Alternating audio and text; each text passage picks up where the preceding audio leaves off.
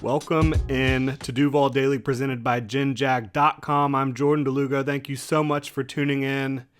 It's not a victory Monday. We all know the Jaguars, they fell to the Eagles in Philly 29-21 in a game they should have and could have won, up 14-0. Trevor Lawrence overshoots Jamal Agnew on a double move in the second quarter on a play that would have given the Jaguars a commanding 3-touchdown lead. What a shame. But all is not lost, Duval. The Jaguars are still atop their division. They are still third in the AFC.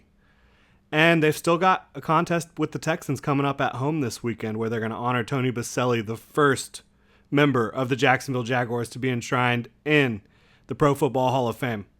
Right now, we're going to take a break from the doom and gloom. We're going to highlight some of the standout performers in a positive way from the Jaguars' Week 4 loss in Philly.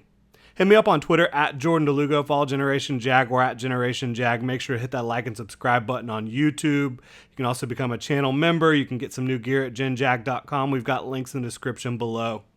So let's get it popping here. Let's start off with one of the Jaguars' best players, one of their team captains, someone who has been their best defensive player, in my opinion, throughout the 2022 season. That is Josh Allen. Fourth-year edge defender out of Kentucky. Wants to be the best defender in the NFL. I don't know if he's there yet, but he is having a heck of a season so far for the Jaguars.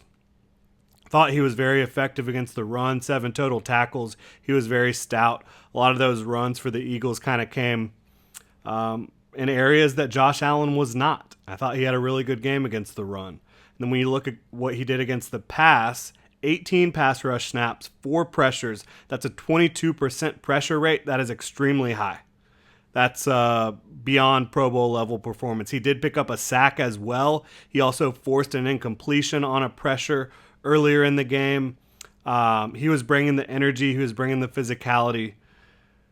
He was getting it done against the run and the pass. And I was really impressed with Josh Allen, especially in the first half. A lot of the defense's success early on had to do with Josh Allen creating pressure or being stout against the run.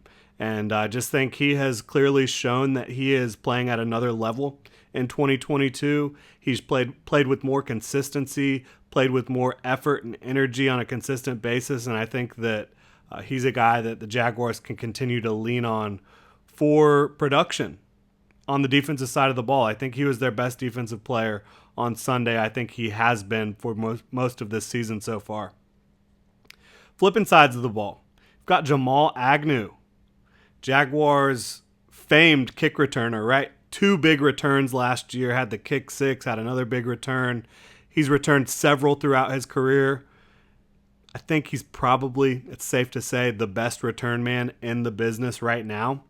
Well, Zay Jones didn't play in this game. Jaguars starting X receiver, so you got to bring in some support here. So Jamal Agnew, who he typically does have some run on offense, some certain packages they like to get him in on. He had a more extensive role in this one, as did Tim Jones, but Jamal Agnew, he played his ass off on the offensive side of the ball. Beyond just playing on special teams, he was also one of the primary offensive weapons. 4 catches for 50 yards, 2 touchdowns. Would have had a potential dagger early in the second if Trevor didn't miss him. He was able to win on a double move on a go there. He had the defenders thinking he's cutting inside, cuts it upfield, beats the defense, stacks the defenders.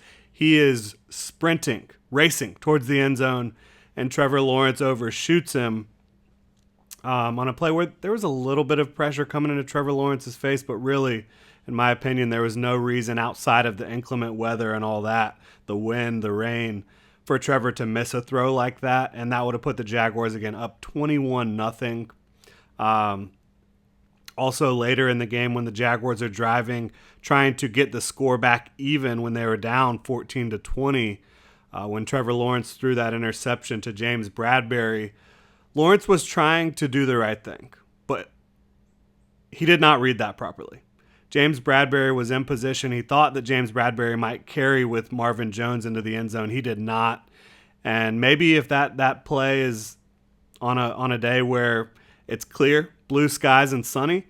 Maybe Trevor Lawrence completes that pass. Maybe he's able to get more zip on it. But that was not the case this day. And he had Jamal Agnew, who the Eagles defense was bringing pressure. He had Jamal Agnew coming out of the backfield, and he was wide open.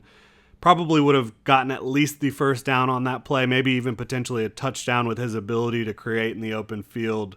So when you're talking about Jamal Agnew, he had two touchdowns in reality and 4 catches for 50 yards, which is impressive.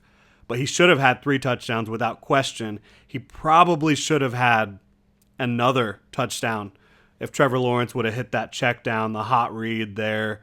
When you got pressure, you got to get the ball out. Jamal Agnew was right there, and Trevor just decided to try to squeeze it in there to Christian Kirk a little bit further down the field. James Bradbury made him pay for it.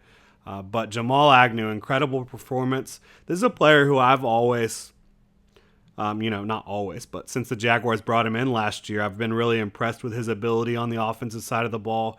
He seems, and this is a guy who was playing cornerback just a couple years ago, not wide receiver. He seems like a player who has a natural ability to run routes. He's obviously got great athleticism and quickness and speed, but he's just kind of a natural route runner. I think he has natural hands and just a great feel for the position. I don't know that he needs to become like your number 2 or 3 receiver, but the Jaguars need to continue to make sure they're giving him a steady diet of targets and touches in this offense because he's a big play waiting to happen, and I think he's earned it to this point with this football team. So Jamal Agnew, big props to you. Switching back to the defensive side of the ball, I've only got one more defender here. I think Tyson Campbell had a great game. Big pass breakup and single coverage on A.J. Brown late in that game on 4th down. I was really impressed by that. He had 6 tackles, so he was kind of helping set the tone and set the edge on the outside, and only allowed 2 completions in primary coverage for 24 yards on 4 targets. So I just thought Tyson Campbell, he had the type of day that you need a number 1 corner to have to compete for 60 minutes, and I think he did that. He busted his ass, but unfortunately the Eagles were really able to take advantage of the Jaguars' defense in some other ways than just attacking Tyson Campbell. A.J. Brown was moving around the formation. Tyson Campbell was not following him. I do think Tyson Campbell on A.J. Brown was the Jaguars' best matchup there. A.J. Brown ended up getting 95 yards. I think if Campbell was on him, not following him to the slot, but at least on the outside, I think you probably have a better chance of slowing him down. But it is what it is. He still had a great game, and it's not his fault that he didn't travel. I think Tyson Campbell, as we saw throughout training camp, as we've seen through most of this early season, he is the Jaguars' best cornerback and maybe their best overall secondary player. That's it for the defense. We're going to get back to the offense and specifically the offensive line here. I think Cam Robinson and Ben Bartch had their best games of the season against a very tough matchup with that Philadelphia front 7. But Cam, I think he's been playing much better football overall since week 1, where he kind of struggled against Montez Sweat and Jonathan Allen. I think this was his best game. Like I said, no pressures allowed by Cam Robinson, was very physical up front in the run game. He was getting out in space and making an impact, taking down and sending some poor secondary players into the netherworld. He was playing his best football. Cam Robinson looked like a Pro Bowl level tackle in this game.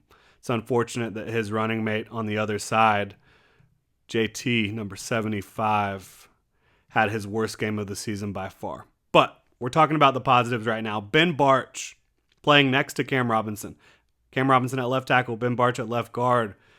If Ben Bartch can maintain this level of play moving forward, you've got a starter. And the reason I really wanted to highlight him as much as anyone else on here, he's a player that struggled in week 1, and some have questioned, should he be in the starting lineup? Should you be looking at potential replacements? Should you be getting Cole Van Lannon some more reps? And of course, CVL right now, Cole Van Lannon, he is injured right now, so that's not a concern at this point anyways. But there's been questions about Ben Bartch. Should he be in the starting lineup? if he can play anywhere close to the level that he played against the Eagles' defensive front, which again is loaded with talent, he can absolutely start on my football team any day. It was his best game, I think, as a pro throughout his 3-year career. He was moving very well in space, passing things off well with Cam Robinson and Luke Fortner. He was pass protecting at an extremely high level, moving people off the ball at the point of attack. I thought it was a complete game from both Ben Bartch and Cam Robinson. I thought the Jaguars were at their best when they were running the ball in the middle and to the left there, kind of following those two, and they both actually were able to set up some plays on the right side too, pulling. But I just think when you look at Cam Robinson and Ben Bartch, I know that there was some pressure late in the game on Trevor Lawrence. You cannot look at these two. They were getting the job done. Unfortunately, Jawan Taylor did not. But Cam Robinson and Ben Bartch, big props to them. They had, it might have been each of their best games as a pro. That's how well they played in this game against the Eagles front, which is such a testament to the hard work and preparation that they've been going through and the coaching that they're receiving as well. But the entire offensive line did not play at that same level, unfortunately. A couple plays that I kind of wanted to... Rayshon Jenkins, he was not perfect in this game, but he had 2 big pass breakups. One of them with Darius Williams helped lead to Andre Sisco's pick 6. Andre Sisco with just... That's Andre Sisco that you're looking for, right? Awesome play by Andre. And then I also wanted to point out that Luke Fortner looked better in this football game. He did get that one whiff, really, where Jordan Davis was able to just get into the backfield and take down the ball carrier. But I thought Luke Fortner played a lot better in this game. And I'm excited for his future. I'm excited for Bartch's future. And that whole center to left tackle, that's where you had struggles in week 1 against the Commanders. And I think those 3 players have really taken a big step forward. I'm excited to see what they can do moving forward this season. But yeah, getting back to it, Josh Allen, Jamal Agnew, Tyson Campbell, Cam Robinson, and Ben Bartch. Those are my standouts for a week 4 loss against the Philadelphia Eagles for the Jaguars. Look, didn't get the win, but you've got the Texans coming up in Jacksonville this weekend. I'm excited about that contest. I'm excited to get into some Texans tape. They haven't won a game yet, but I think they're a little bit better than their record would indicate. So the Jaguars certainly can't sleep on them, but we will get into their tape a little bit more later in the week. Thank you so much for tuning in, Duval. Really appreciate y'all's support. It means the world to me. You can follow me on Twitter at Jordan DeLugo, Generation Jaguar, at Generation Jag. And please like and subscribe on YouTube. If you want to support the channel further, again, check out genjag.com. You can get some new merch. You can also become a channel member right here on YouTube. There's links in the description below. Have a great Monday, Duval.